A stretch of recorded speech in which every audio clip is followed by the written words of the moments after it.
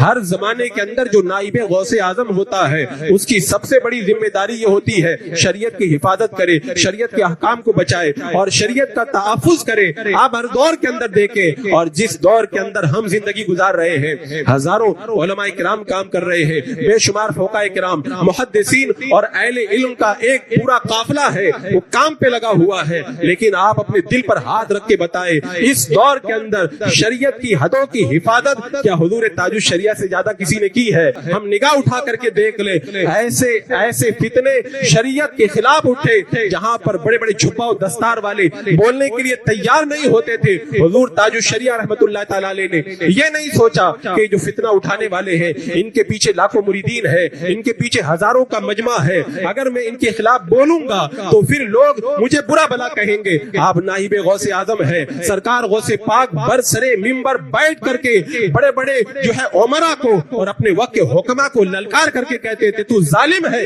ظلم سے توبہ کر، اور جو آپ کا نائب ہوگا وہ بھی کسی کا خوف نہیں کرے گا۔ سرکار تاج الشریعہ رحمت اللہ تعالی علیہ نے کبھی بھی حق بات کہنے میں کسی کا خوف نہ کیا، جو بھی کہا شریعت کے مطابق کہا، اور شریعت پر جب آنچ آئی سرکار تاج الشریعہ رحمت اللہ تعالی علیہ بلا خوف و خطر میدان میں کود پڑے اور ڈٹ کر کے شریعت کا تحفظ اور اس فریضے کو آپ نے انجام دیا۔ اور اگر آپ مثالیں دیکھنا چاہیں ہزاروں مثالیں موجود ہیں۔ بتاؤ ٹائی پہن کر کے اگر بڑی خانقاہ کا کوئی سجادہ نشین بھی آ جائے اور کسی کی ہمت نہ ہو کہ انہیں شریعت کے خلاف اس کام سے روکا جائے، اس وقت سرکار تاج الشریعہ ہی تو آگے بڑھ کے کہتے ہیں آپ کے نانا جان کے مقدس دین کی تعلیم یہی ہے کہ ٹائی پہننا مسلمان کے لیے جائز نہیں ہے۔ خاص طور سے ٹی وی کا فتنہ آپ دیکھیں، اس کے اندر بڑے بڑے علماء کرام ملوث تھے اور اس کے خلاف زبان کھولنا، ایک بہت بڑے جو ہے وہ گروہ کو اپنے خلاف جو ہے وہ بولنے کی دعوت دینا تھا۔ سرکار تاج الشریعہ رحمت اللہ تعالی علیہ نے یہ نہیں دیکھا کہ کتنے لاکھ میرے سامنے ہیں،